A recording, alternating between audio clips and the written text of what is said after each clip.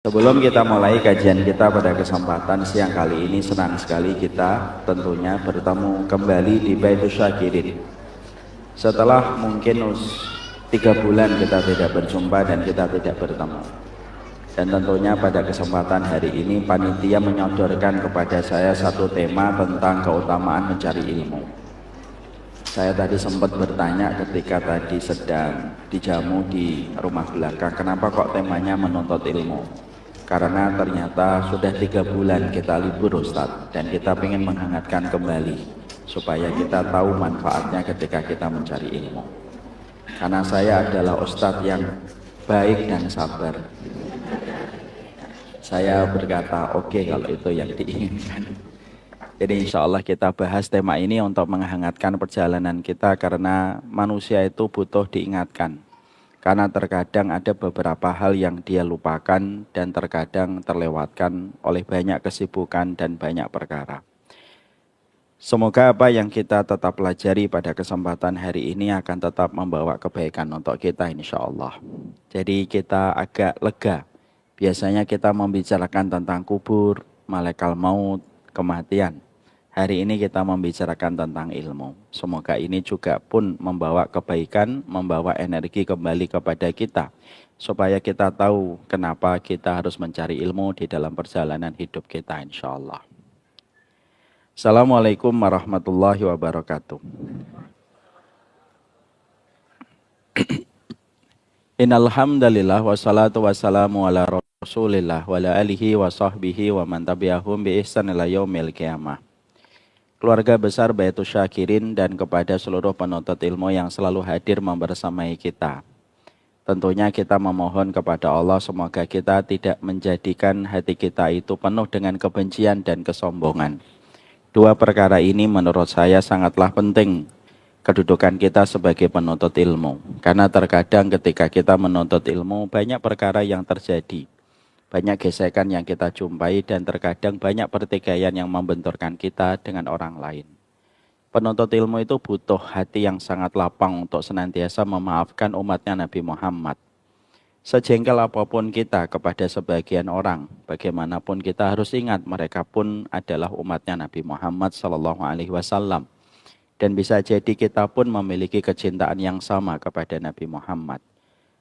Hingga inilah yang menjadikan kita senantiasa memaafkan dan semoga kita tidak menyimpan dendam di antara kehidupan kita.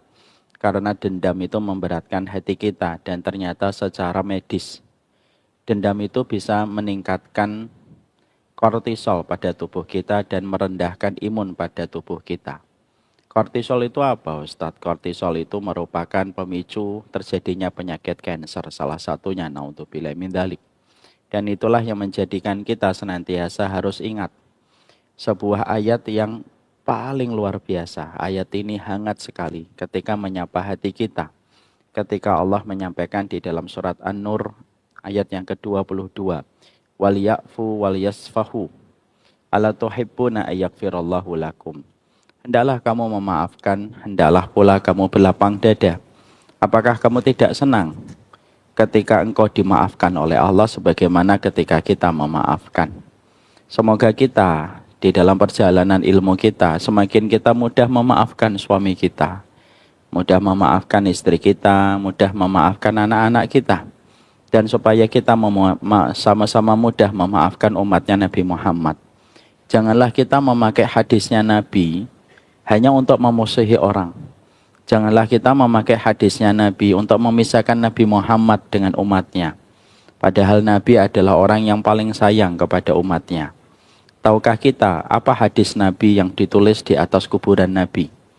Hadis Nabi yang ditulis di atas kuburannya itu adalah syafaati li ahlil kabair min ummati. Syafaatku nanti diperuntukkan salah satunya kepada pelaku dosa besar di antara umatku. Untuk menunjukkan betapa besarnya rasa cinta dan rasa rindunya Nabi kepada umatnya. Yang miskin ataupun yang kaya, yang pintar ataupun tidak pintar, yang di kota ataupun yang di desa. Dan inilah yang menjadikan kita memahami. Kita sebagai penuntut ilmu harus memberikan rasa permaafan yang besar. Karena kita memang diuji oleh sebagian kita terhadap apa yang kita lakukan di dalam kehidupan kita. Ada yang menghujat kita, ada yang mencela kita. Mari kita berikhtiar untuk memaafkan supaya Allah pun mudah memaafkan setiap kesalahan yang kita lakukan. Dan ini merupakan sikap yang pertama. Sesungguhnya penuntut ilmu harus memiliki sifat memaafkan. Belajar itu tidak menjamin kita terus mendapatkan kepuasan. Tapi kita belajar itu tentunya nanti kita mendapati ada yang pro, ada yang kontra dengan kita. Ada yang cocok, ada yang tidak cocok dengan kita. Siapapun yang tidak cocok dan mereka konfrontatif dengan kita, dan mereka memusuhi kita, tidak sedikit mereka memusuhi kita lebih parah daripada mereka memusuhi orang-orang yang memerangi agama Allah. Terima, supaya warna kehidupan kita lebih lengkap dengan kita memberikan kata maaf untuk mereka. Sekali lagi, bisa jadi orang yang menghujat kita dan kita yang dihujat itu sama-sama memiliki hati yang sama-sama mencintai Nabi Muhammad. Dan kita pun harus ingat kalau ada orang yang menghujat kita, setidaknya kita sadar bukan setan yang memilih kita untuk menghujat, tetapi setan memilih dia untuk menghujat di antara sesama umatnya Nabi Muhammad. Dan kita bersyukur lidah kita dan hati kita tidak dipilih oleh setan untuk mencela dan menghujat orang lain. Jadi inilah yang menjadikan kita akhirnya memiliki sifat memaafkan. Sifat kedua yang harusnya juga kita miliki dalam perjalanan kita menuntut ilmu itu, semoga kita memiliki sifat yang terus tidak pernah berhenti meletakkan hati kita supaya senantiasa merasa tawadhu dengan ilmu. Jangan pernah merasa tinggi hanya kitab yang kita pelajari. Jangan pernah merasa tinggi dengan titel doktor, titel LC yang terkadang sudah kita pelajari. Jangan merasa tinggi hanya ketika kamu kenal dan circle-nya guru-guru yang menurut kamu kelihatannya paling berilmu di antara guru-guru yang lainnya.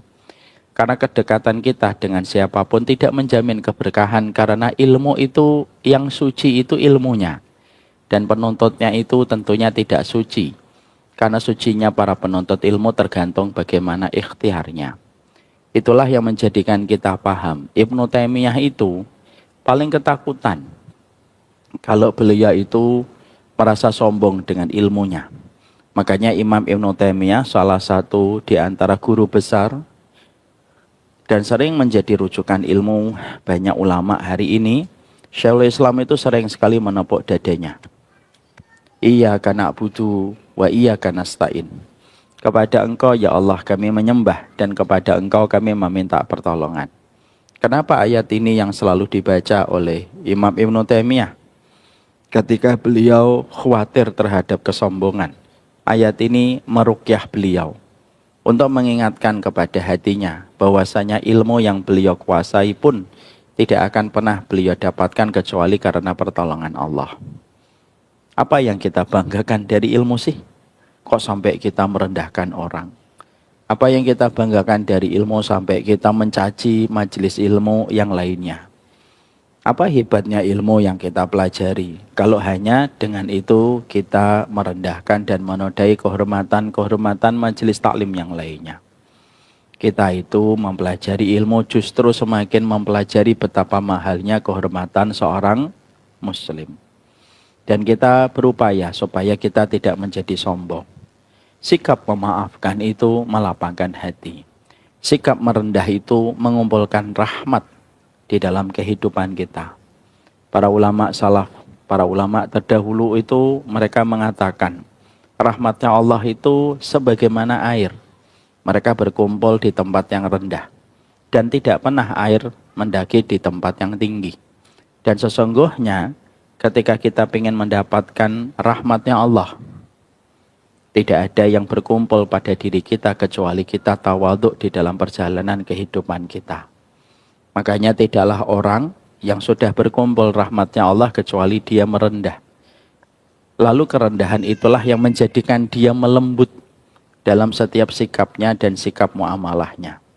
Makanya Allah berfirman, "Fabima rahmatim minallahi lintalahum."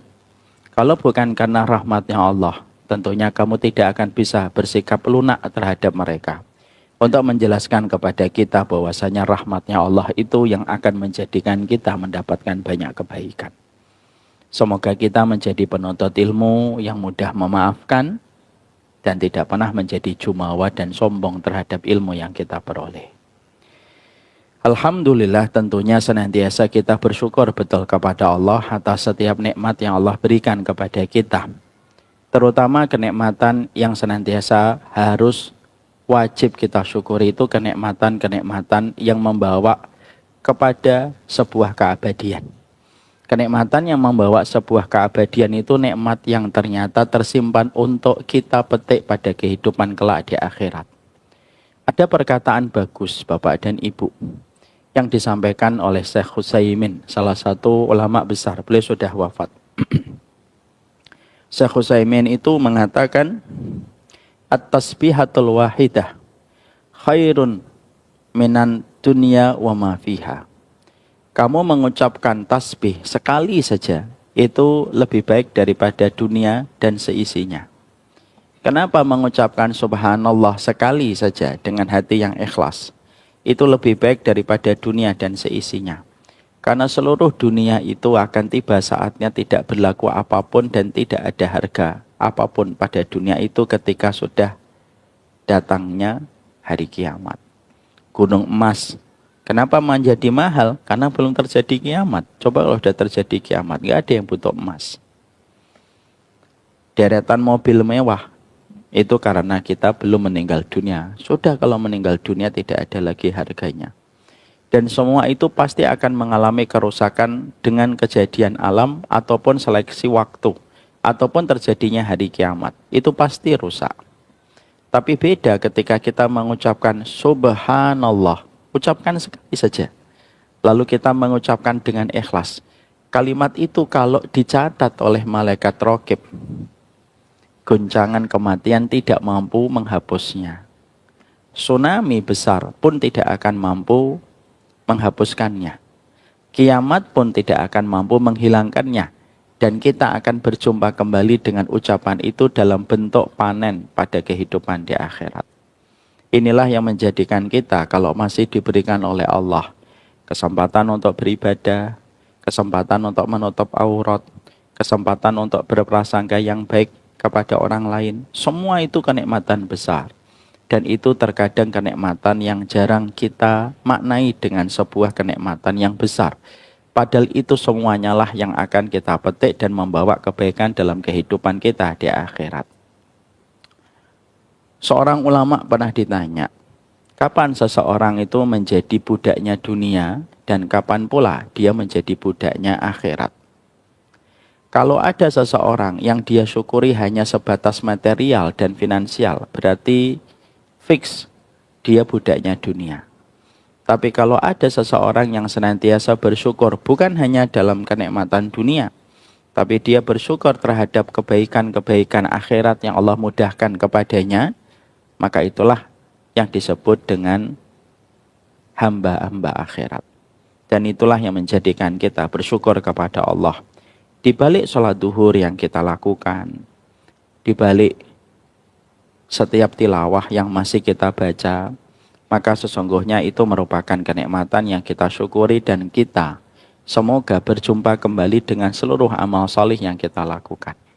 Semoga salat kita kelak akan kembali datang kepada kita dan berkata, saya salatmu dan saya akan menemanimu di dalam kubur ini.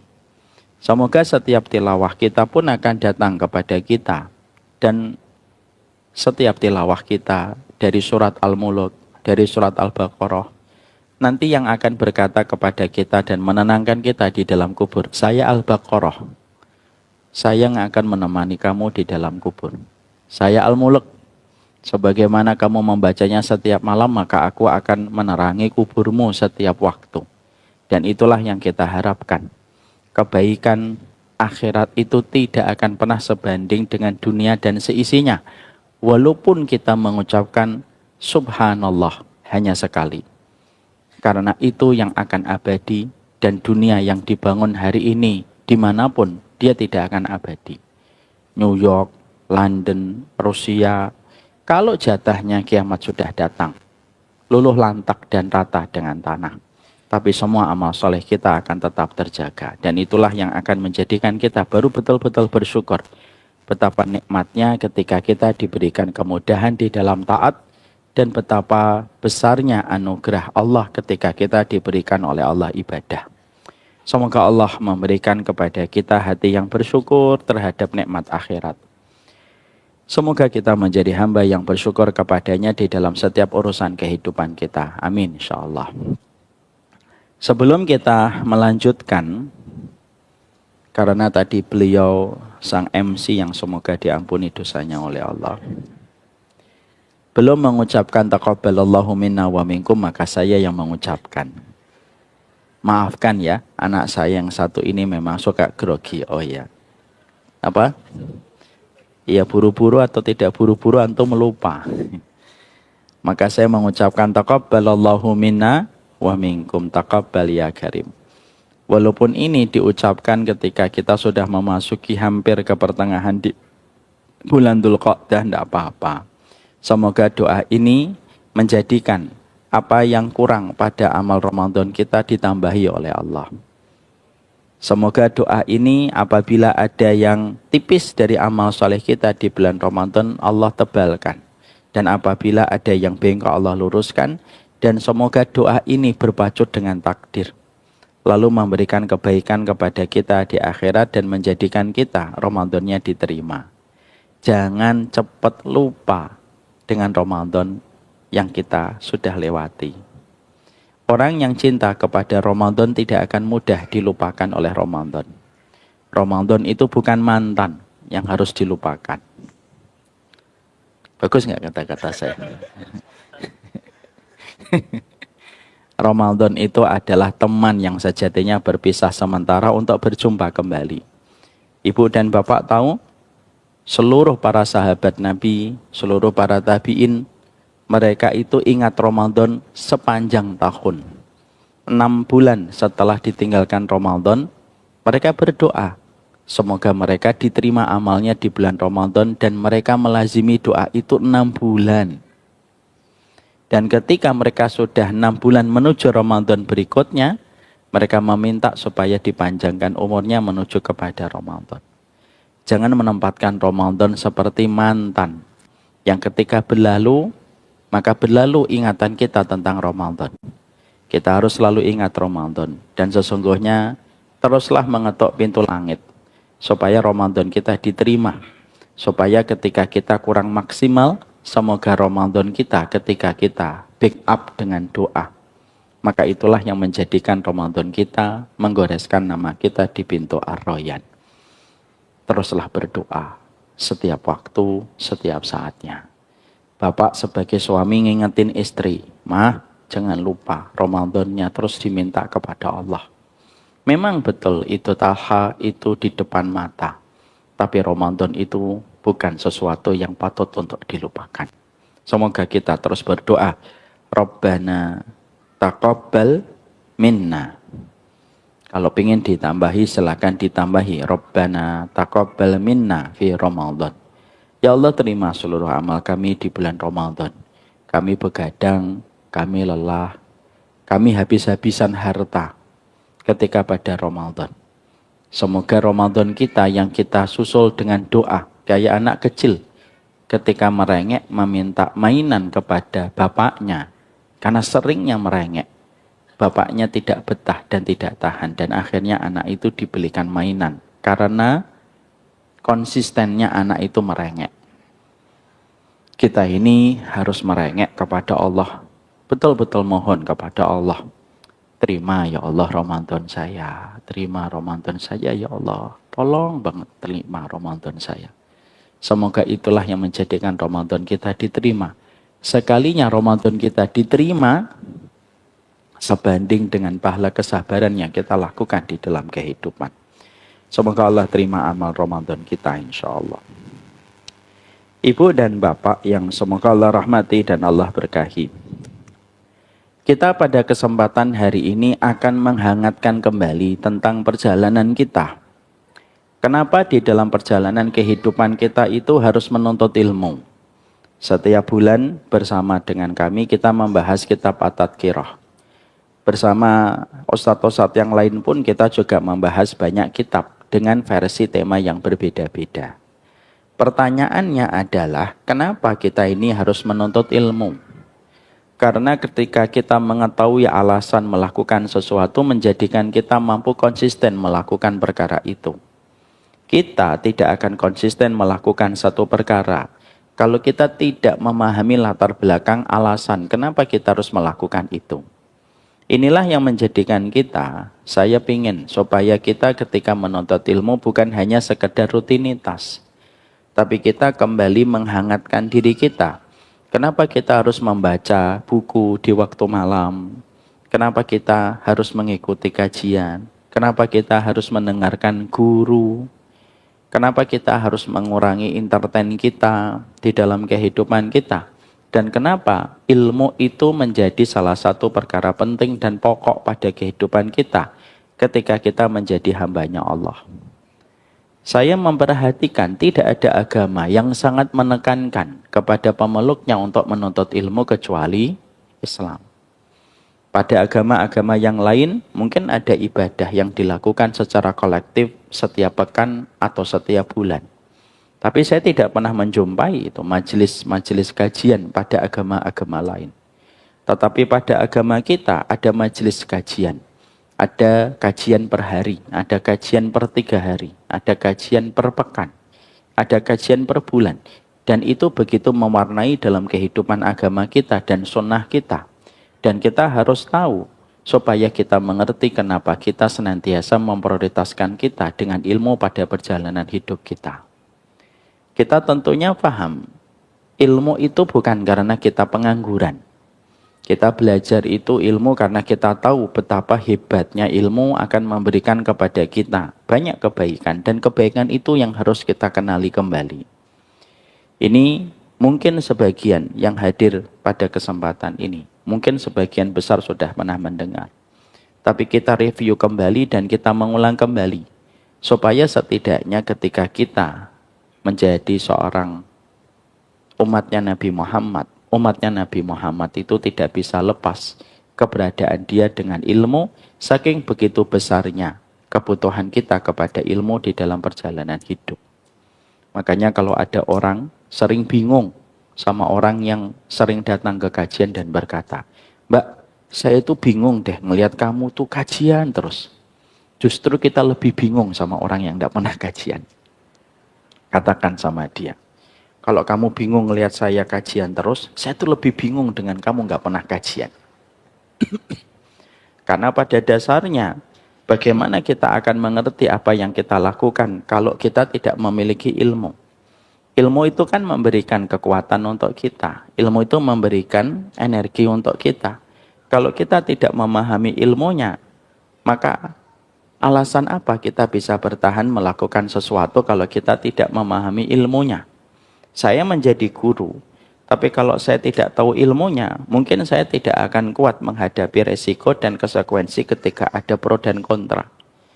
Bapak ketika menjadi suami, tapi bapak dan ibu tidak tahu alasan apa kenapa kita menjadi suami dan istri, mungkin kita tidak akan kuat bertahan. Dan itulah yang menjadikan kita paham, ilmu itu prioritas. Makanya kenapa kita ngaji, bukan sok suci. Kenapa kita ngaji, bukan sok alim. Kenapa kita ngaji? Bukan karena kita pengangguran. Kita ngaji karena kita tahu bahwasanya ilmu merupakan energi terbesar pada kehidupan kita dan memberikan kekuatan pada kehidupan kita.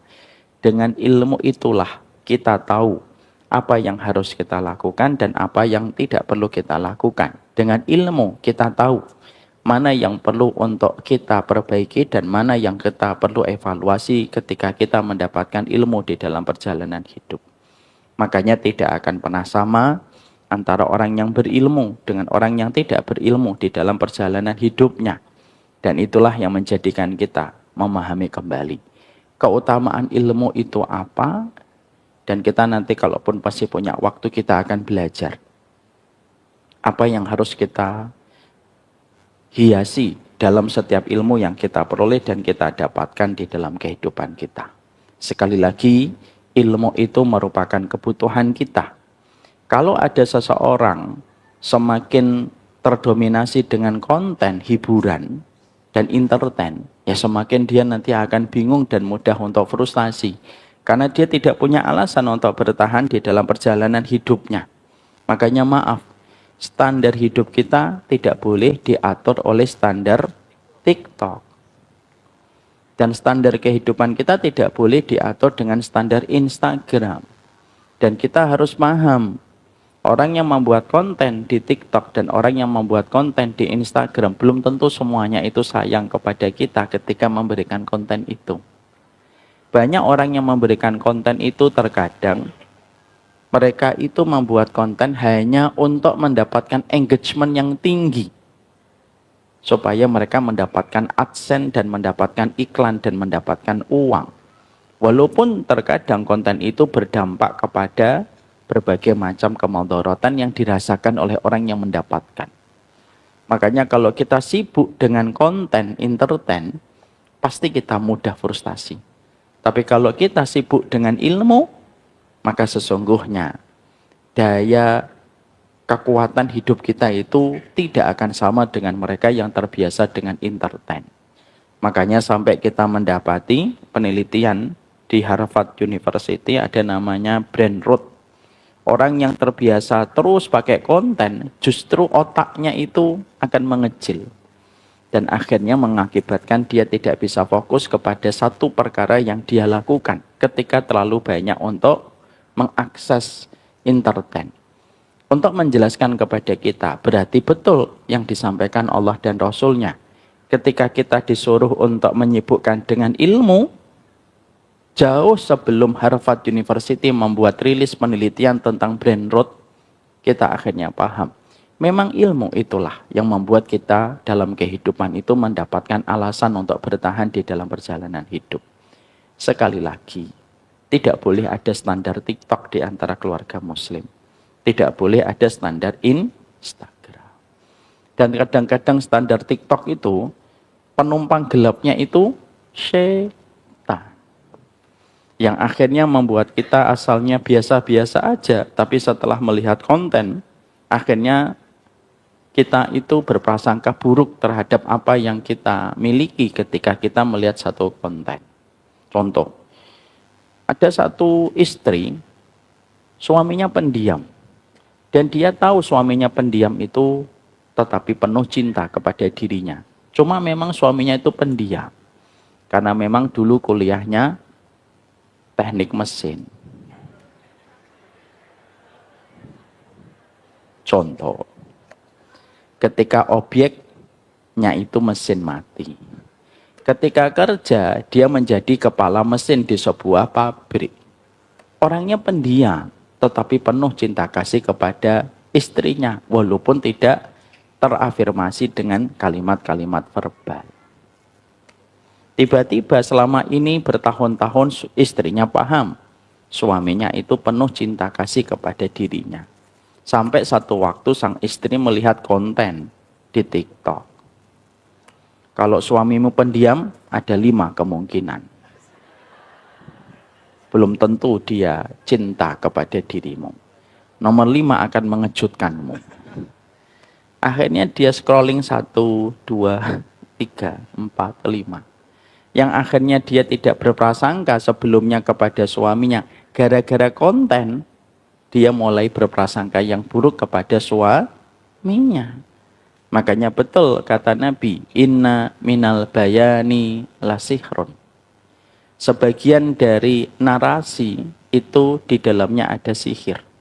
Kenapa Nabi mengatakan sebagian dari narasi itu termasuk di dalamnya konten? Itu di dalamnya ada sihir. Karena narasi itu bisa mengubah yang benar jadi salah.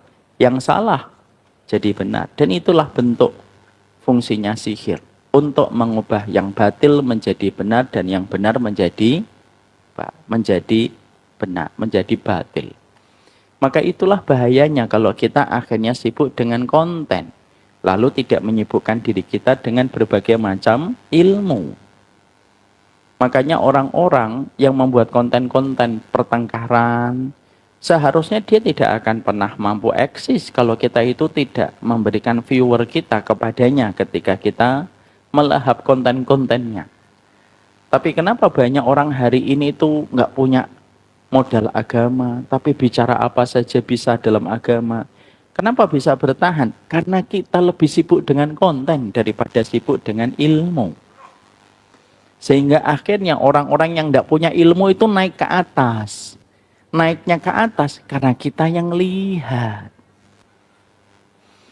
Viewernya naik dan itu yang diinginkan. Akhirnya dia berkata bermacam-macam tentang apapun karena merasa ada yang melihat konten yang dia buat. Walaupun kita tahu di situ tidak ada ilmunya. Itulah bahayanya kalau kita itu menyibukkan diri kita dengan konten. Saya saja pernah hampir terpengaruh dengan konten. Ini siapa ini? Saya pernah itu ya, sama istri saya melihat satu konten di Instagram. Kontennya itu apa? Seorang wanita itu mampu menyimpan 3 cinta dalam hidupnya. Jangan waswis, belum. Yang pertama, yaitu seorang laki-laki yang pernah menjadi masa lalunya. Yang kedua, laki-laki yang hari ini menjadi suaminya. Yang ketiga, laki-laki yang pernah mau diraih dengan tangannya tetapi dia tidak bisa meraih laki-laki itu. Ketika saya ngeliat konten itu, saya ngeliatin istri saya. Kamu punya 3 cinta. Tentunya itulah bahayanya konten. Kenapa Ustadz ada orang, YouTuber, kerjaannya mencaci maki, tapi dia terus membuat video? Karena kita ngelihat. Jadi munculnya orang-orang Ruwaibidah yang tidak memiliki ilmu, tetapi dia bisa bicara apa saja, karena kita yang lihat. Padahal ada muhadharahnya syekh, ada muhadharahnya guru, kita tidak pernah mengaksesnya. Kita lebih terpancing ketika mendapati ada konten yang di situ ada sebuah konflik. Nah, itu biasanya cepat. Lalu kita tidak sadar mengakses terus dan orang-orang semacam itu terus bertahan. Terkadang naiknya orang bodoh bukan karena dianya, karena kitanya yang menikmati orang bodoh itu ketika kita mengakses apa yang dia tampilkan dan apa yang dia sodorkan. Sehingga akhirnya hari ini kita menjumpai fitnah itu, Masya Allah. Fitnah itu hari ini kaum muslimin, Masya Allah, kalau sudah ngelihat di YouTube itu pertengkaran terus. Dan itu diperparah, kenapa? Karena banyaknya orang bodoh yang tidak punya kapasitas agama bicara tentang agama. Lah kenapa orang bodoh ini naik? Kita yang melihatnya. Ya. Makanya kan akhirnya kalau kita buka YouTube itu kan akhirnya apa? Pertengkaran terus gitu. Saya tuh kadang-kadang kalau ngelihat YouTube, melihat pertengkaran itu, kalau lihat YouTube pertengkaran itu, sebel gitu. Pengen saya banting handphone. Tapi saya ingat berapa harganya ketika beli. Sehingga akhirnya, ini aja. Ini kedengeran nggak ibu-ibu di belakang? Kedengeran? Kedengeran. Antum ngapain? Kedengeran yang di belakang. Kedengeran kan? Ya sudah. Antum pakai itu aja.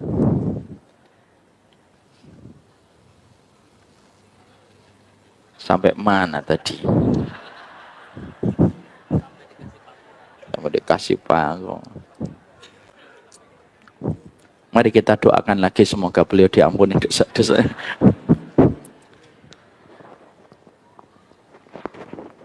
Sehingga disitulah kita akhirnya paham. Ya, kita ini penuntut ilmu. Kalau ibu dan bapak itu penuntut ilmu, biasakan yang kita akses videonya itu penuntut ilmu. Pertikaian-pertikaian itu nggak usah diakses. Kajiannya itu apa? Nggak usah diakses videonya. Supaya orang-orang itu meredup dengan sendirinya ketika kita lebih mendominasi bahwasanya algoritma kita kalau nonton itu adalah tentang ilmu. Jadi sekali lagi, kenapa orang jahil hari ini mereka di puncak-puncak pandangan banyak manusia? Itu ya karena kita tidak menyibukkan dengan ilmu. Maaf ya, hari ini konten-konten kreator dalam tanda petik yang selalu membuat keributan. Kalau mereka hidup pada zaman para ulama dulu, kira-kira mereka bisa terkenal atau tidak? Tidak akan terkenal. Kenapa? Karena setiap orang pada zaman saat itu menghargai ilmu dan tidak menghargai omongan kosong. Jadi memang betul kalau akhirnya ada penjelasan dari Syekh Utsaimin, naiknya orang bodoh itu bukan karena orang bodohnya.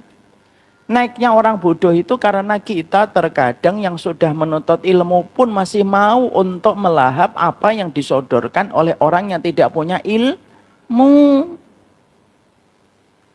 Makanya apa? Sebaik-baiknya kita ketika mendapati orang bodoh itu apa?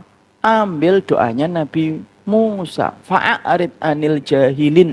Sudah, aku palingkan wajahku dari orang yang bodoh. Sehingga ketika orang bodoh tidak dikasih tempat dan panggung, maka mereka nanti lama-lama mati sendiri. Sebagaimana lampu minyak itu kalau minyaknya mati, minyaknya habis, mati sendiri. Saya pernah tanya sama bapak saya, Pak, saya difitnah begini dan begitu. Bapak saya saat itu menjawab, "Uplek iku nang, nek wis entek minyake, mati dhewe." Do you know what I mean?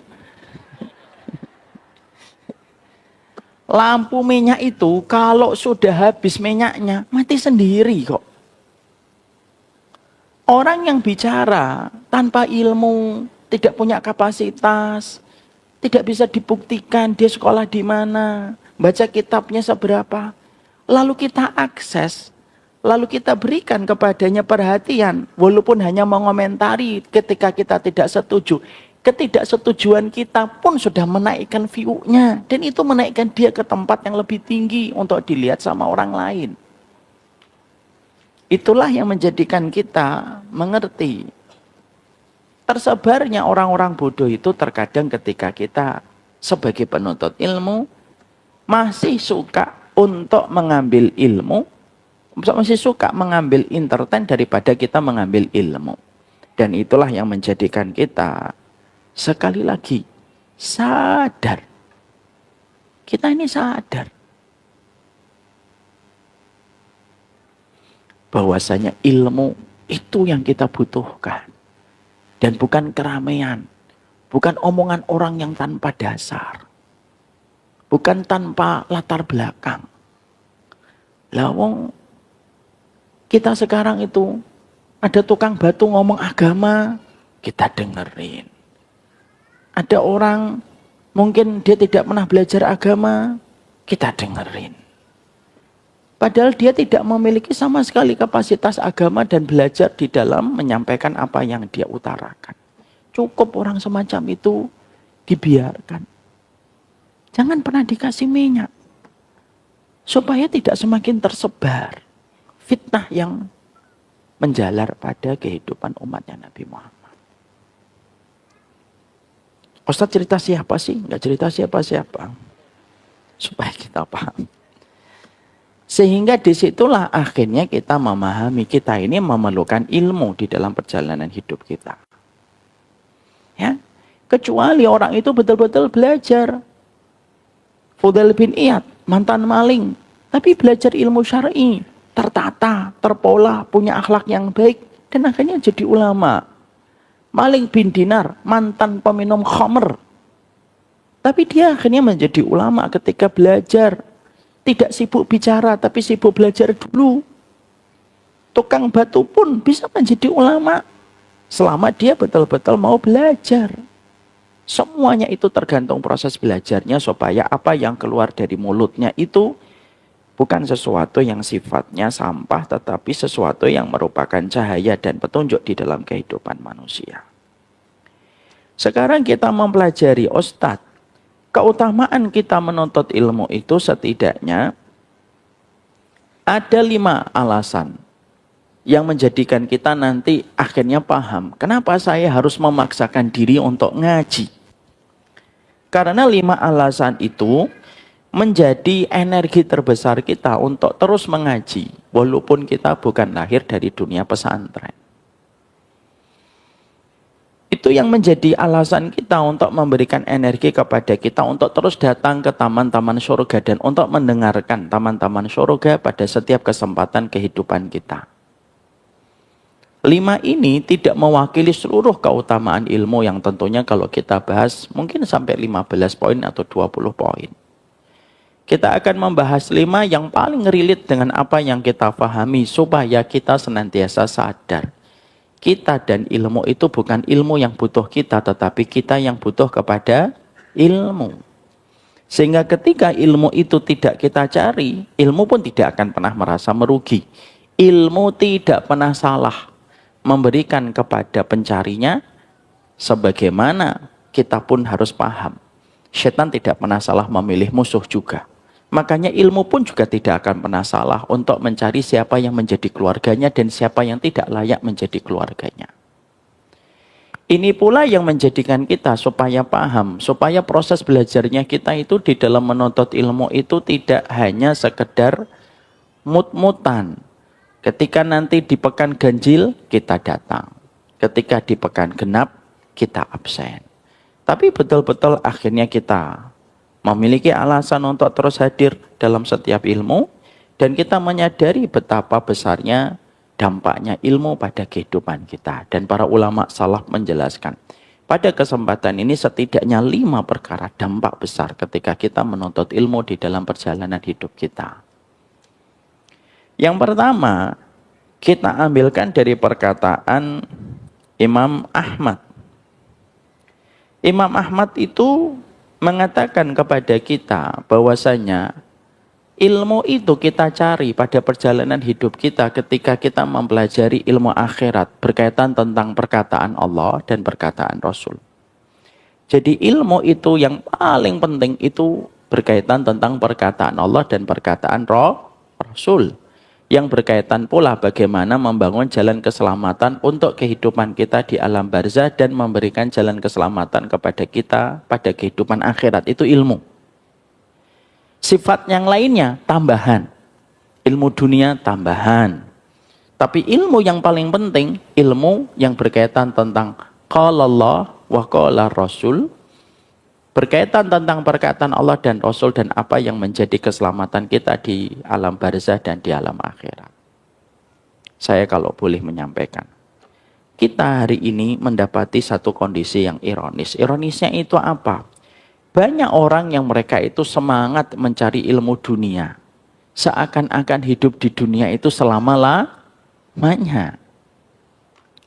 Tapi terkadang banyak orang yang mereka itu bermalas-malasan dan memberikan setengah hati ketika belajar ilmu syar'i.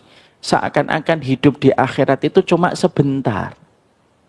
Padahal nanti kita akan hidup lama. Jauh lebih lama daripada hidup kita ketika di dunia. Saya ambilkan contoh. Orang belajar ilmu dunia, salah satu tujuannya adalah untuk bekerja. Bekerja itu biasanya efektifnya itu umur berapa? 22 tahun. Biasanya kita mengalami pensiun itu umur berapa? 58 tahun. Berapa yang kita butuhkan pada ilmu dunia untuk bisa mendapatkan dunia itu? 36 tahun. Untuk bisa mendapatkan dunia dan rezekinya, kita memaklumi proses orang mencari ilmu dengan sedemikian kuatnya, semangatnya, hanya untuk hidup selama 36 tahun. Dan kita belajarnya sepanjang hidup. Padahal hidup di dunia cuma 36 tahun. Ilmu akhirat ketika kita membahas perkataan Allah dan Rasul, itu untuk kehidupan kita yang tidak ada akhirnya. Harusnya semangat kita lebih daripada semangat kita untuk bekerja selama 36 tahun. Imam Nawawi hari ini di dalam kuburan sudah 600 tahun. Hari ini Hamzah, paman tercintanya Nabi Muhammad yang wafat dalam perang Uhud, beliau berada di dalam kubur sudah 1443 tahun. Itu di barzahnya, belum nanti di akhiratnya. Kita mendapati bagaimana para sahabat yang wafat dalam perang Uhud, dalam perang Badar yang terjadi pada tahun 2 Hijriah. Kalau sekarang 1447 dikurangi 2.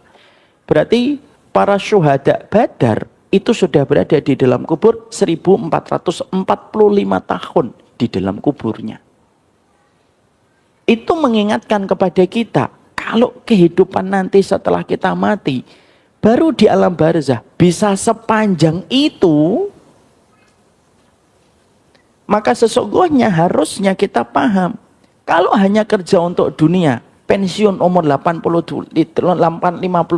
tahun kita pensiun, dan kita bekerja tadi 22, kita bekerja 36 tahun, ternyata ilmunya terkadang kita siap membayar mahal, perginya dari pagi, pulangnya siang, sorenya masih les, malamnya masih ada guru yang kita berikan kursus untuk kita dan anak kita. Hanya untuk bisa kerja sampai usia 58 tahun. Maka apakah masuk akal kalau hanya kerja 36 tahun, lalu kita berikan kesungguhan kita sampai kita nanti pensiun 58 tahun, lalu itu kalah dibandingkan kita membicarakan tentang ilmu yang berkaitan tentang kehidupan barzah dan kehidupan kelak kita di akhirat, yang mana Allah sudah mengingatkan kepada kita secara tidak langsung.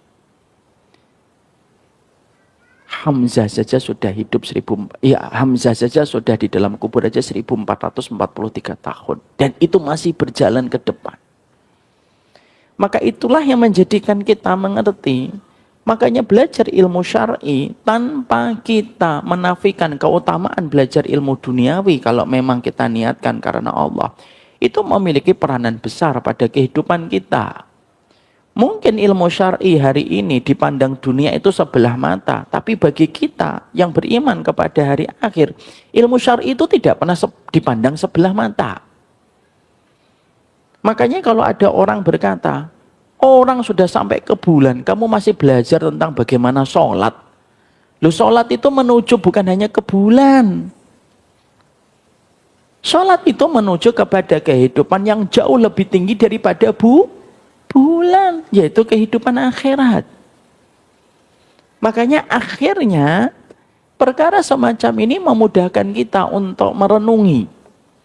Ternyata belajar ilmu syar'i itu terkadang banyak orang yang menganggap bahwasanya ilmu syar'i itu merupakan kurikulum nomor 2 dalam kehidupan. Karena apa? Karena yang paling penting itu ilmu dunia. Ilmu dunia itu hanya kerja sampai umur 58 tahun. Dan ilmu syar'i yang ibu pelajari dan bapak pelajari ketika mentadaburi surat Al-Kahfi, mentadaburi surat Al-Mulk, mengetahui bagaimana cara sholat, mengetahui bagaimana ketika kita melepaskan orang yang kita cintai, bagaimana kita ketika memberikan kewajiban kepada istri kita, itu semuanya membangun kebaikan kita pada kehidupan di alam barzah dan membangun kebaikan pula pada kehidupan di akhirat. Dan sejatinya pada perkara itulah kita nanti akan hidup sepanjang waktu. Dan itu butuh ilmu. Sebagaimana ketika di dunia kita butuh ilmu.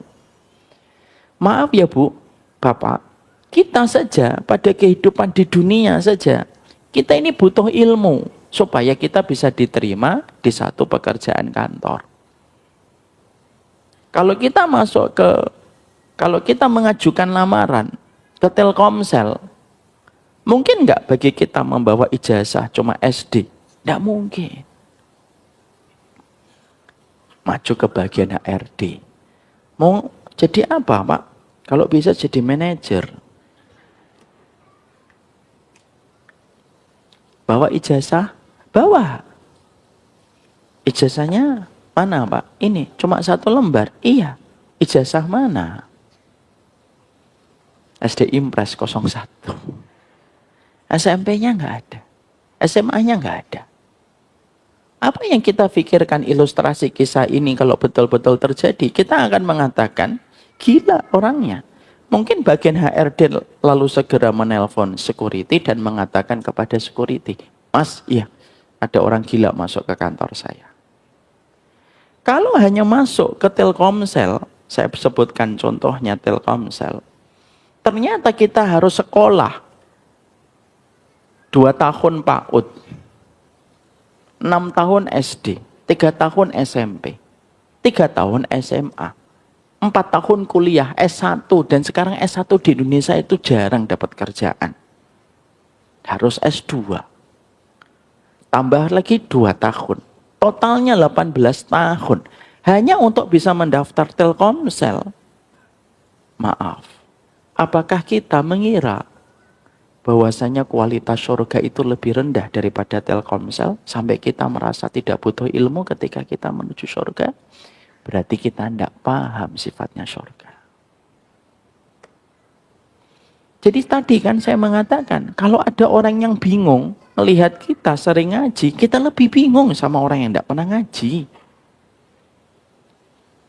Karena kebodohan itu tidak semuanya langsung dimaafkan sama Allah. Kalau semua orang yang bodoh langsung dimaafkan sama Allah, sifat adilnya Allah hilang. Kenapa kamu begini? Saya tidak ngerti ya Allah. Ya udah nggak apa-apa, saya maafin. Kenapa kamu begitu? Saya tidak ngerti lagi ya Allah. Ya tidak apa-apa, saya maafin. Nanti kira-kira orang yang ngaji atau orang yang ikut taklim dan terus belajar akan berkata, ya kalau semuanya orang begitu gampang diampuni gara-gara tidak tahu, saya juga ngapain saya dulu ngaji ya Allah. Makanya maaf, ada orang bodoh itu 2. Ada orang bodoh yang satu diampuni, ada orang yang bodoh yang keduanya itu susah diampuni oleh Allah. Kecuali Allah memberikan rahmat. Yang pertama itu apa? Orang bodoh yang diampuni itu apa? Orang yang bodoh ketika tidak tahu, ketika semua perangkat untuk menjadikan dia paham ilmu itu tidak ada. Kenapa kamu tidak tahu? Saya tinggal di dalam gua. Ada guru yang hidup satu masa dengan kamu? Tidak ada ya Allah. Yang aku lihat cuma kijang. Ada masjid yang mengajarkan ilmu? Tidak ada ya Allah. Yang aku lihat cuma sarang lebah. Orang semacam itu bisa jadi dima'fu. Ma'fu itu dimaafkan sama Allah. Tapi ada orang yang kedua ketika nanti dihisap sama Allah. Loh, kenapa kamu kok tidak tahu? Ya saya tidak tahu ya Allah. Ada guru enggak yang hidup satu masa dengan kamu ketika kamu hidup? Banyak. Lalu kenapa kamu tidak belajar kepada mereka? Ada banyak majelis ilmu enggak yang didirikan dan memberikan undangan-undangan kepada dirimu supaya kamu datang di taman-taman surga itu? Ada atau tidak? Banyak ya Allah. Lalu kenapa kamu tidak menghadirinya? Ada banyak nggak buku-buku yang dicetak yang di dalam buku-buku itu menyampaikan tentang firmanku dan peringatan-peringatanku dan peringatan dari nabiku dan rasulku? Banyak ya Allah. Kenapa kamu nggak membeli? Karena itu yang menjadikan akhirnya seseorang itu memahami. Kita ini kalau bodoh tidak tahu tentang satu ilmu, tidak setiap kebodohan itu langsung dimaafkan sama Allah. Karena Allah itu pingin untuk memberikan keadilan. Orang yang susah payah ngaji, tentunya tidak akan sama dengan orang yang mereka tidak mau ngaji. Lalu dia tidak bisa mudah mengatakan, saya tidak tahu ya Allah. Itu tidak bisa segampang itu. Sehingga akhirnya, disitulah kita mengerti betul. Keutamaan itu besar. Memang dipandang sebelah mata hari ini. Tapi sesungguhnya ilmu itu tidak pernah dipandang sebelah mata oleh Allah. Makanya sampai kita mendapati seluruh alam ini bereaksi sama orang yang mencari ilmu. Sampai binatang di lautan yang kita tidak pernah berjumpa dengan binatang-binatang itu pun memintakan ampunan kepada orang yang menuntut ilmu. Karena agama ini adalah agama yang betul-betul menyuruh setiap para pemeluknya untuk mencari ilmu. Allah itu ingin diibadahi dengan ilmu dan Allah tidak ingin diibadahi dengan kebodohan. Kalau Allah ingin diibadahi dengan kebodohan, Allah tidak perlu turunkan Al-Quran dan Allah tidak perlu utus kepada kita Nabi. Setiap orang meraba-raba cara mereka ketika beribadah kepada Allah. Tapi kenapa Allah turunkan Nabi dan Allah turunkan kepada kita Al-Quran? Supaya kita menyembah kepadanya secara basirah. Dan di atas ilmu. Oh, ini caranya. Supaya kita tidak lagi ada orang yang beranggapan bahwasanya masuk gua sampai di Mekah. Ya. Supaya kita tidak lagi beranggapan bahwasanya ada orang yang ketika ngomong sesuatu lalu kita anggap bahwasanya dia bicara sama semut. Dan itu tidak perlu terjadi. Makanya akhirnya ilmu itu perkara besar. Makanya Imam Ahmad mengatakan al-ilmu la ya'tiluhu syai' idza saluhat niyatuhu. Makanya sampai Imam Ahmad itu mengatakan ilmu itu tidak ada yang mampu menandingi keutamaannya. Apapun tidak ada yang mampu menandingi keutamaannya ilmu itu. Idza saluhat niyatuhu, ketika orang yang mencari ilmu itu betul-betul benar di dalam niatnya. Ditanyakan sama beliau, bagaimana niat itu menjadi benar? Kaifa saluhat niyatuhu? Idza yanwir rajul ayyarfa'al jahlu an nafsihi wa an ghairihi. Ketika seseorang itu berniat untuk membebaskan kebodohan dirinya dan orang lain di sekitarnya di hadapan Allah supaya dia tidak bodoh di hadapan Allah, itu niatnya benar. Dan Imam Ahmad itu mengatakan apa? Tidak ada yang mampu menandingi keutamaan orang yang duduk pada majelis ilmu ketika niatnya itu benar. Niatnya bukan berdebat, niatnya bukan merendahkan orang, niatnya untuk bukan menyombongkan. Tapi niatnya supaya kita tidak bodoh di hadapan Allah. Makanya keutamanya besar. Makanya kerusakan yang paling besar itu apa? Kerusakan ketika orang terperosok kepada kebodohan.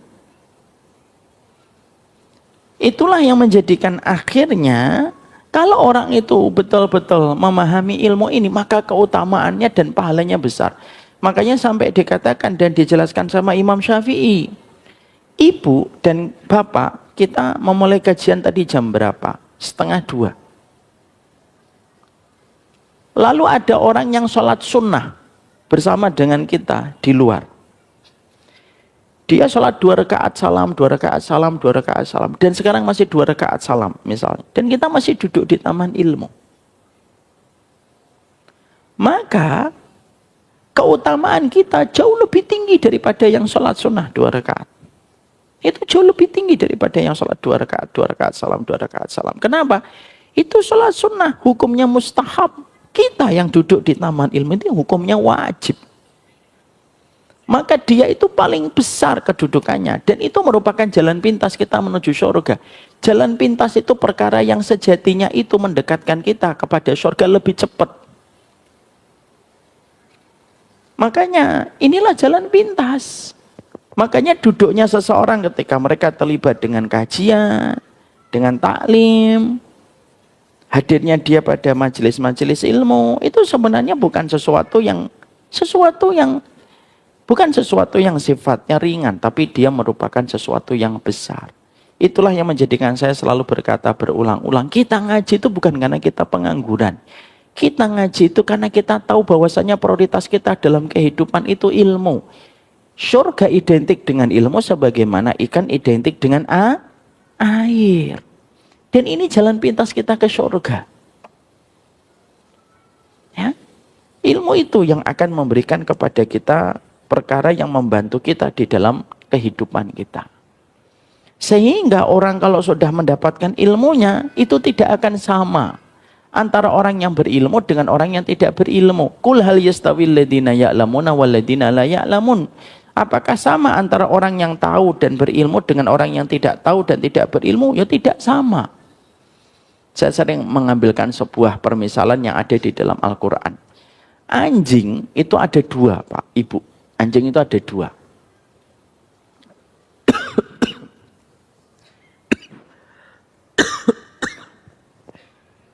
Anjing itu ada 2. Yang pertama disebut kalbul mu'allam. Yang kedua disebut kalbun ghairu mu'allam. Yang pertama, anjing yang terlatih. Jadi boleh nggak kita memelihara anjing? Boleh. Memelihara anjing itu boleh. Selama tidak dirawat dan dipelihara di dalam rumah. Jadi misalkan di rumah saya punya kandang di dekat hutan. Saya pelihara anjing di situ untuk berburu. Boleh. Saya latih anjingnya. Gimana cara menangkap buruan. Bagaimana ketika saya mengajarkan bahwasanya yang dimakan kijang aja, jangan babi. Saya latih anjing itu. Itu namanya kalbul mu'allam. Ada yang kedua, anjing liar. Anjing yang tidak pernah terlatih. Tapi tetap anjing. Ini dua-duanya anjing. A-N-J-I-N-G. Yang satu terlatih, yang satu tidak terlatih. Itu aja bedanya. Pada satu ketika, saya masuk hutan. Lalu saya membawa anjing yang saya latih. Lalu melihat kijang lewat. Lalu saya melepaskan anjing saya. Set. Lalu anjing itu merekam. Set, hewan buruan kijang. Ambruk kijangnya. Maka seketika anjing itu ketika menerkam kijang. Kijangnya halal atau haram? Halal atau haram? Halal atau haram? Apanya? Ayam bakarnya. Ngantuk dia. Anjingnya halal atau haram? Anjingnya halal atau haram? Anjingnya haram. Anjingnya. Kijangnya halal atau haram? Halal atau haram? Siapa yang mengatakan halal? Angkat tangan. Yang mengatakan haram? Enggak ada. Halal. Ada yang kedua, anjing liar. Saya masuk ke hutan. Lalu pada saat itu saya lagi jalan. Tiba-tiba ada kijang ditergam sama anjing liar. Jedek. Ambruk kijangnya. Saya bawa bedil. Saya bawa senapan angin. Saya kagetkan anjing itu. Jeder gitu. Anjingnya kaget. Lari. Kijang yang dia terekam. Akhirnya sakaratul maut. Mati. Kijangnya halal atau haram? Kenapa sama-sama diterkam sama anjing? Yang satu haram, yang satu halal. Karena yang menerkamnya itu beda. Yang satu terlatih dengan ilmu, yang satu tidak terlatih. Ini perkataan dan ini merupakan sebuah analogi yang sering dipakai dan disampaikan oleh para ulama-ulama tafsir di dalam Al-Quran. Kalaulah anjing saja, yang satu berilmu dengan yang satu tidak berilmu, Allah bedakan terkamannya. Mungkin nggak kita sebagai manusia antara orang yang terus belajar dengan orang yang tidak pernah belajar disamakan oleh Allah? Tidak mungkin. Ini anjing. Ustaz ngulang-ulang terus kata anjing. Semuanya kita itu terbuka pikiran kita. Ini saking para ulama itu kalau memberikan kepada kita contoh itu susah dibantah. Lu anjing itu dibedakan antara yang terlatih dengan tidak terlatih. Jadi anjing yang terlatih itu mendapatkan kedudukan istimewa. Terkamannya halal. Dan anjing yang tidak terlatih dengan ilmu terkamannya haram. Makanya apa yang dikatakan Imam Ahmad tadi itu tidak salah. Ilmu itu tidak ada yang mampu menandinginya. Karena itu jalan shortcutnya kita menuju kepada surga.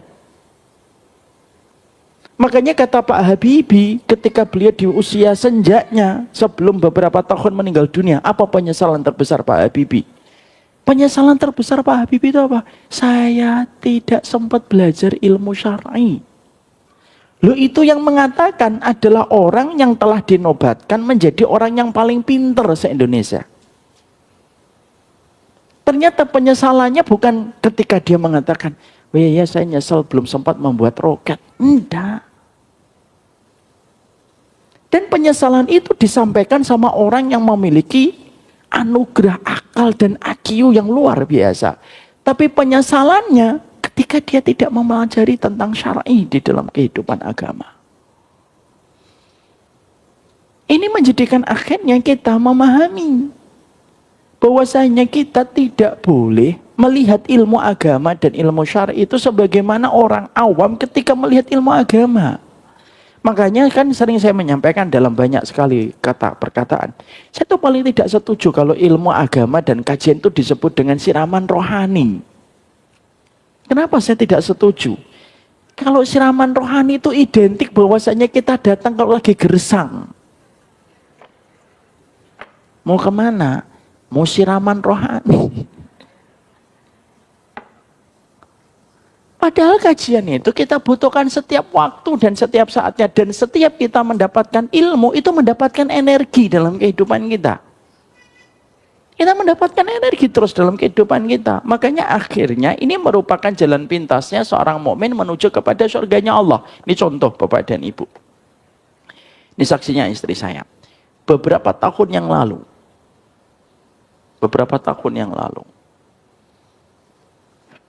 Saya pada saat itu habis membaca tulisannya Imam Ibnu Qayyim.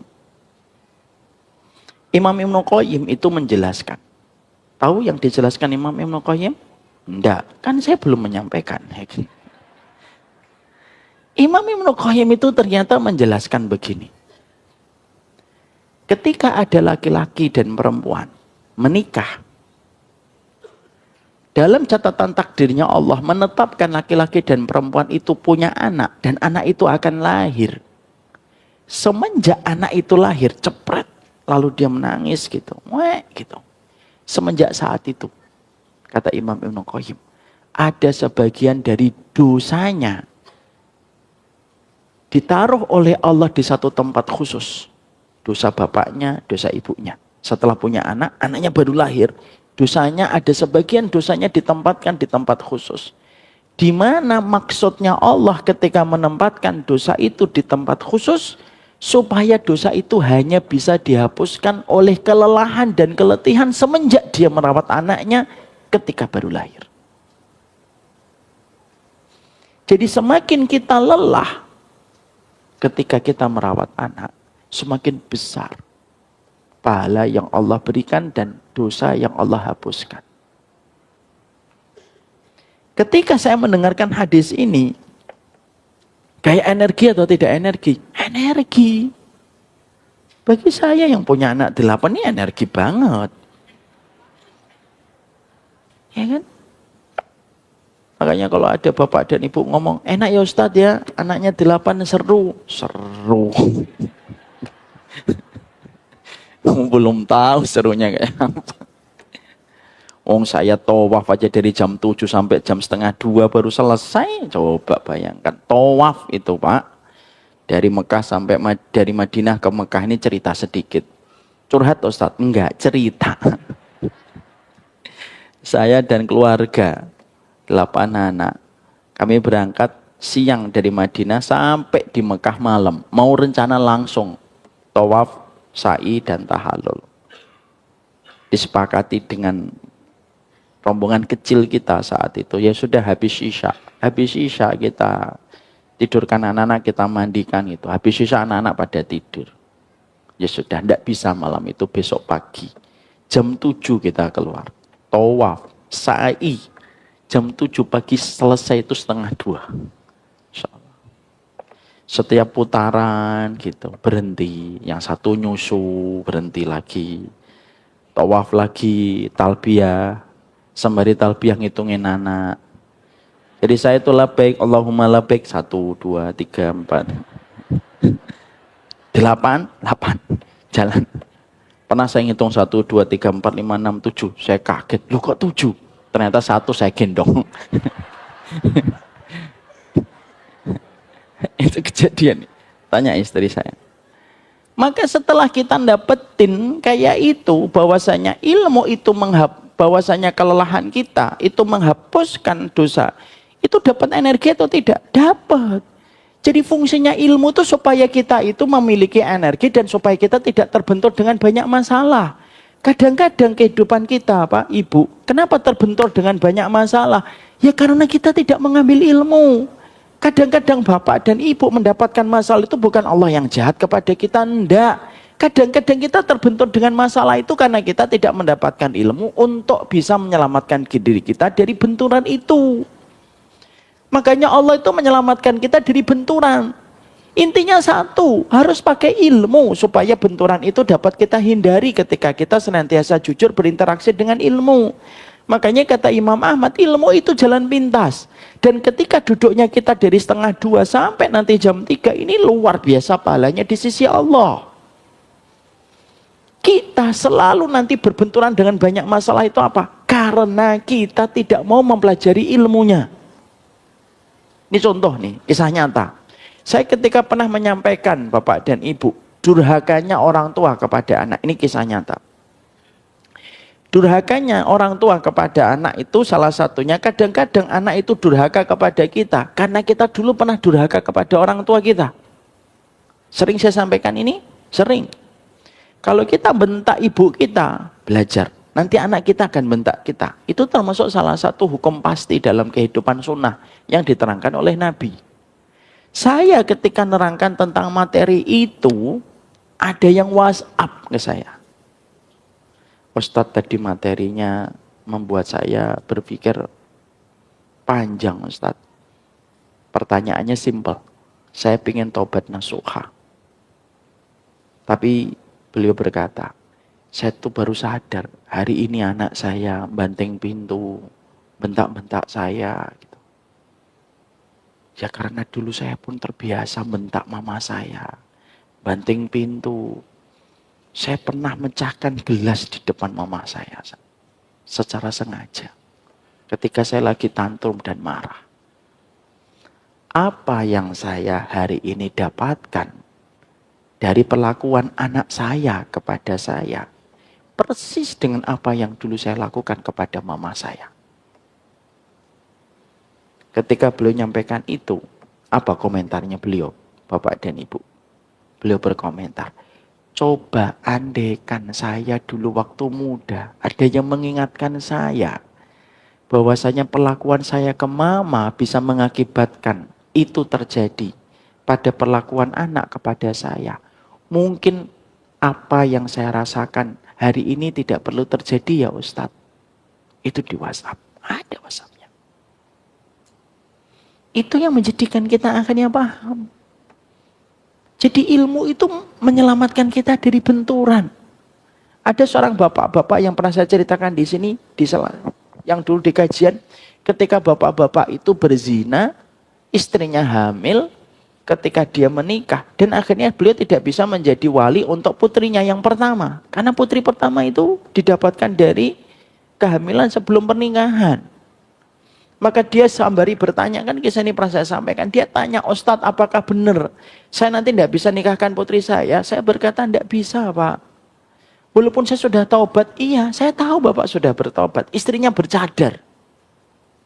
Artinya mereka betul-betul sudah meninggalkan dosa itu. Dan insya Allah taubat mereka sudah diterima sama Allah.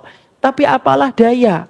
Dulu sebelum mereka bertobat, mereka pernah melakukan zina sampai terjadi kehamilan. Dan kehamilan anak pertama itu perempuan. Dan ketika beliau pada saat itu menyampaikan pertanyaan, kalau saya taubat, apakah tetap saya tidak bisa menikahkan putri saya yang saya dapatkan sebelum pernikahan? Saya tanya kembali sama Bapak itu. Bapak mendapatkan putrinya dari mana? Sudah nikah ijab kabul atau sebelum ijab kabul? Sebelumnya Ustadz. Karena ketika saya menikahi istri saya sedang mengambil 3 bulan. Saya bilang tidak bisa Pak. Nangis beliau. Saya lalu ngomong itu perkataannya saat itu apa. Kalau syariat ini milik saya Pak, saya ubah untuk Bapak. Tapi syariat ini bukan milik saya. Nangis. Apa komentarnya? Sama dengan yang di WhatsApp itu komentarnya. Kalau saya tahu zina bisa sepanjang ini Ustadz, saya akan berpikir 1000 kali sebelum melakukan perzinahan. Makanya akhirnya kadang-kadang benturan dalam kehidupan itu bukan Allah yang jahat sama kita. Bukan. Benturan demi benturan yang terjadi pada kehidupan kita itu simpel. Karena kita tidak mau mempelajari ilmu dan petunjuknya. Ketika kita tidak mau mempelajari ilmu dan petunjuk, kita terbentur dengan banyak masalah.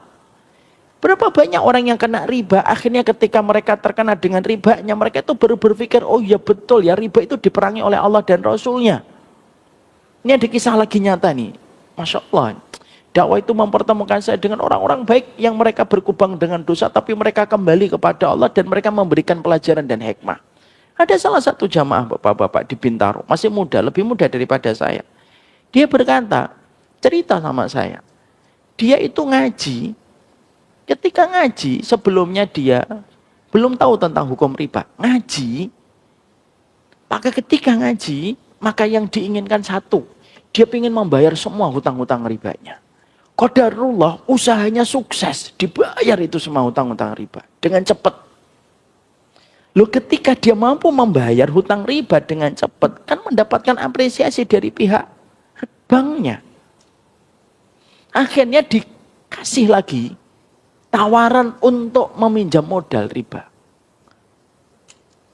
Pertama kali ketika dia sudah ngaji itu, dia langsung mengatakan, enggak Pak, saya enggak mau ngambil lagi, saya enggak mau ngambil lagi. Tapi kan tidak hanya ditawarin sekali, didesak terus. Karena apa? Karena ini merupakan customer yang prospek. Ayo Pak, ini bunganya ringan. Karena Bapak ini sudah mendapatkan apresiasi terus akhirnya. Maka beliau akhirnya ngambil kembali riba.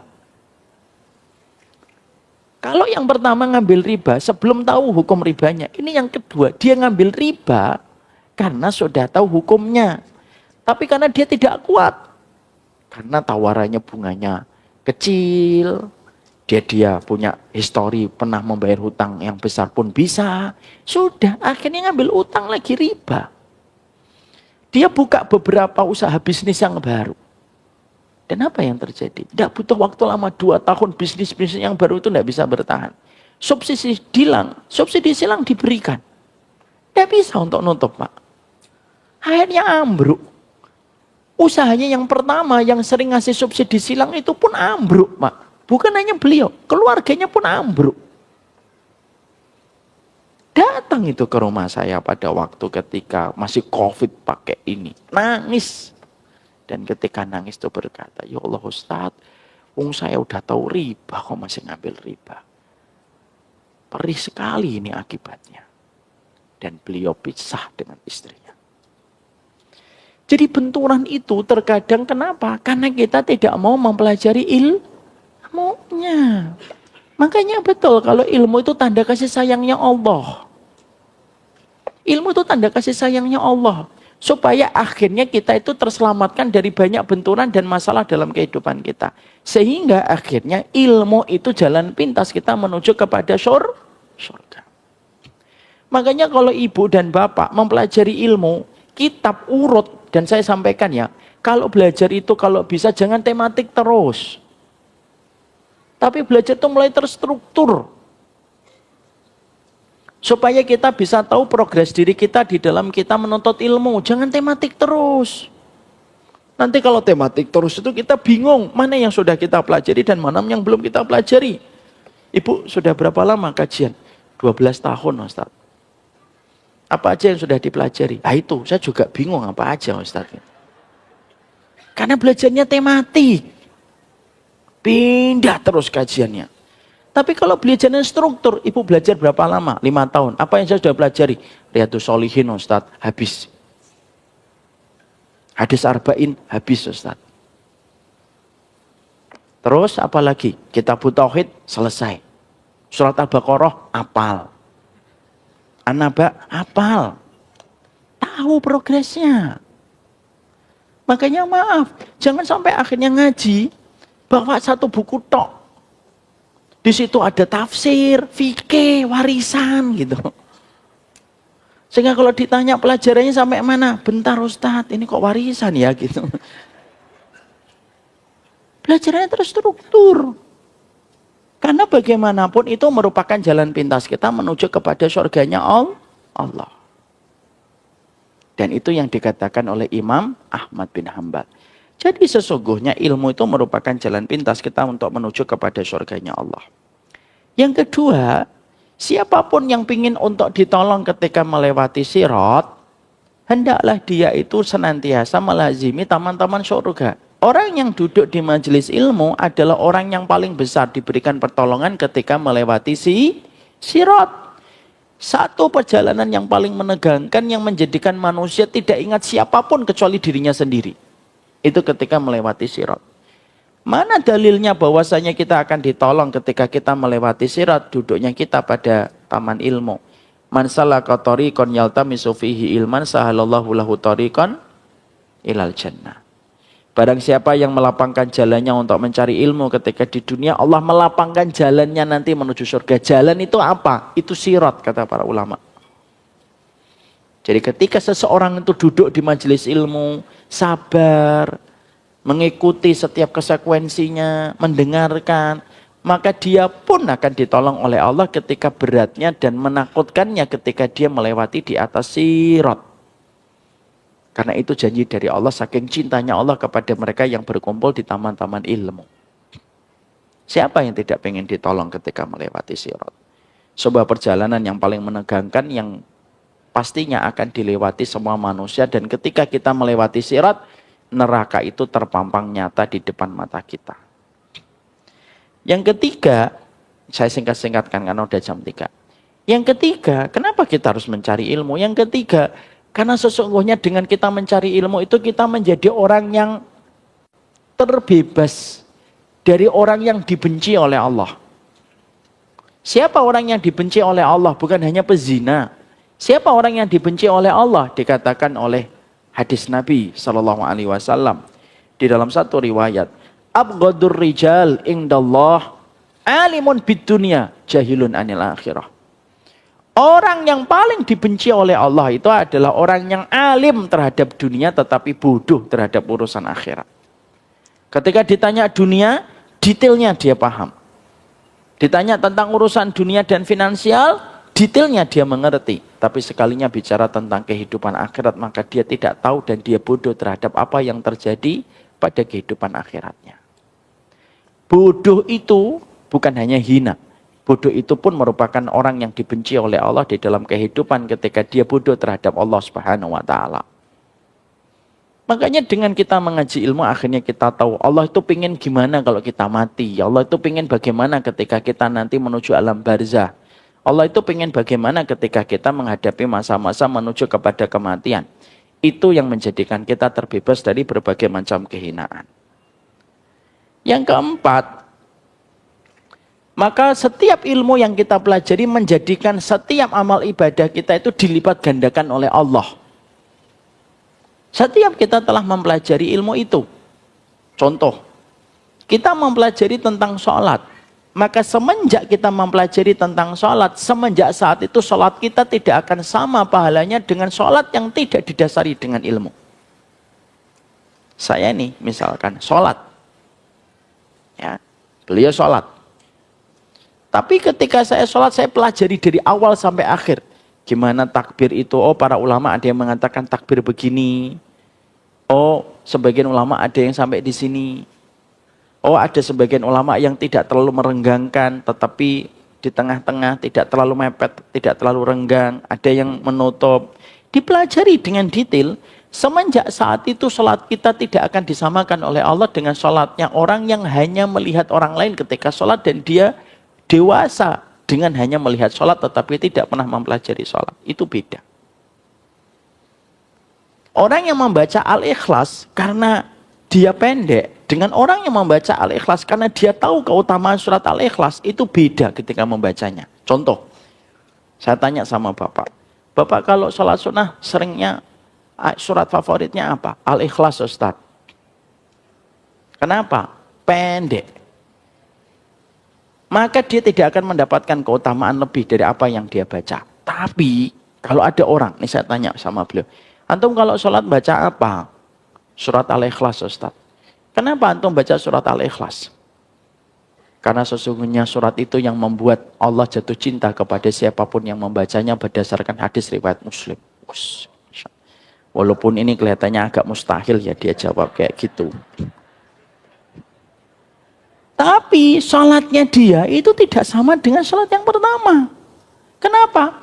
Allah itu bedakan antara orang yang betul-betul menjadikan apa yang dia pelajari itu, menjadikan apa yang dia lakukan pada ibadah itu dimuliakan oleh Allah. Maaf ya Bu, kita tidak tahu Bapak, matinya kita itu kapan.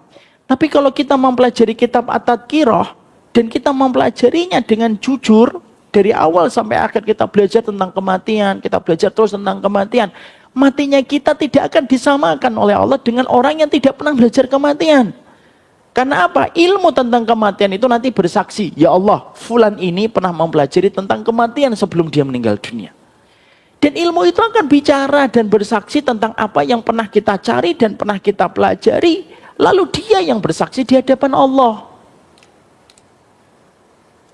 Ibadah itu tidak akan sama disebabkan ketika kita belajar atau tidak. Itulah kenapa riwayat pendidikan itu penting pada kehidupan ini. Kenapa riwayat pendidikannya berapa tahun? Itu kenapa dipertimbangkan ketika mencari pekerjaan? Karena sebesar itulah yang membedakan antara orang yang punya ilmu dengan orang yang tidak punya ilmu. Makanya kita kalau belajar, zikirnya kita belajar sendiri, doanya kita belajar sendiri, dan kita belajar betul-betul terstruktur, maka sesungguhnya itu yang menjadikan setiap ibadah yang kita lakukan dan kita kerjakan seketika mendapatkan keutamaan besar di sisi Allah. Yang kelima, yang terakhir. Apa yang menjadi keutamaan kita ketika mencari ilmu? Kita akan membedakan antara yang benar dan salah. Dan bukan hanya membedakan mana yang baik dan buruk. Dan kita akan memiliki sifat al-furqan. Apa itu al-furqan? Membedakan antara yang benar dan salah. Dan kita tidak akan mudah tertipu ketika zaman fitnah, ketika banyak orang bicara tanpa ilmu. Contoh nih, saya ambilkan. Ini contoh terakhir. Imam Abu Hanifah itu pernah jalan. Di depan beliau ada seorang pemuda melempari buah. Lalu mencuri buah di satu pekarangan rumahnya orang. Diambil buahnya. Tidak disebutkan dalam kitab buah apa. Dicuri itu buahnya, maka diambil. Imam Ahmad itu melihat dari kejauhan. Loh, ada pemuda nyuri buah. Maka pengen disusul itu pemudanya. Ketika akan disusul, pemuda itu cepat jalannya. Baru akan disusul sama Imam Abu Hanifah, pemuda tersebut membagi-bagikan sebagian buah yang dia curi kepada orang miskin di pinggir jalan. Bu, ini buah ya dari saya sedekah. Ini saya sedekah, ini sedekah. Separuh buah yang dia curi, dia sedekahkan. Dia masih memegang separuh buahnya. Pada saat itulah Imam Ahmad akhirnya mampu mendahului dirinya dan berkata, nak, lima sarokta, kenapa kamu mencuri buah? Orang itu yang mencuri itu berkata, saya itu memang mencuri, tapi saya sudah sedekahkan sebagian buah yang saya curi kepada fakir miskin. Kamu tahu nggak? Setiap sedekah itu dilipat gandakan 10 kali lipat. Berarti apa yang saya sedekahkan itu menghapuskan dosa-dosa mencurinya saya. Coba, Bapak kalau Ibu yang mendengarnya, mungkin akan mengatakan, oh iya ya, pinter nak kamu nak, Masya Allah ya. Belajar usul fikihnya keren. Lanjutkan nak. Gitu. Tapi bagi Imam Abu Hanifah itu enggak. Imam Abu Hanifah mengatakan apa? Nak, kamu harus paham.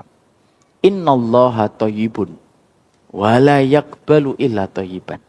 Allah itu baik dan tidak menerima yang baik. Sedekahmu dengan harta yang kamu ambil dengan mencuri tidak akan diterima oleh Allah dan kamu tidak akan mendapatkan 10 kelipatan kebaikan. Kenapa? Sedekahmu datang dari sesuatu yang tercela di sisi Allah. Ini namanya ilmu. Sehingga dia waspada mana yang baik dan mana yang buruk. Dia waspada mana yang benar dan mana yang salah. Ada nggak hari ini koruptor yang mengamalkan ini? Ada Pak. Koruptor itu kadang-kadang, saya itu pernah diceritain sama salah satu petugas KPK. Kenapa koruptor itu kadang-kadang sosialnya tinggi? Dia korupsi 10 miliar. Setelah 10 miliar dia korupsi, 2 miliarnya dia sumbangkan ke panti asuhan. Kenapa yang 2 miliar itu disedekahkan ke panti asuhan? Dia memiliki dalil. Ikutilah perbuatan yang buruk dengan perbuatan baik. maka perbuatan baik akan menghapuskan perbuatan buruk. Wa atbi sayyi'atal hasanata tamhuha. Ikutilah yang buruk dengan yang baik akan menghapuskan keburukan. Itu sering dipakai dalilnya sama koruptor. Coba kalau kita tidak paham ilmunya. Wah, Masya Allah ya. Selain korupsi juga ternyata pintar dalilnya. Ilmu menjadikan kita itu bisa membedakan mana yang benar dan mana yang salah. Kalau kita ilmunya benar, nggak ada orang yang mengatakan bahwasanya masuk gua itu nembus Mekah, itu nggak ada.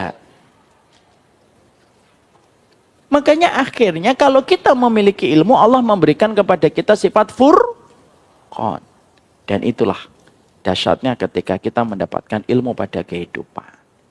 Sehingga akhirnya kita tidak ikut-ikutan dan gampang untuk menerima ilmu kecuali seleksi. Ya. Jadi kalau setiap mendapatkan ilmu kita seleksi dan kita waspada ketika kita tahu bahwasanya tidak setiap ilmu itu pasti benar. Lah inilah 5 perkara.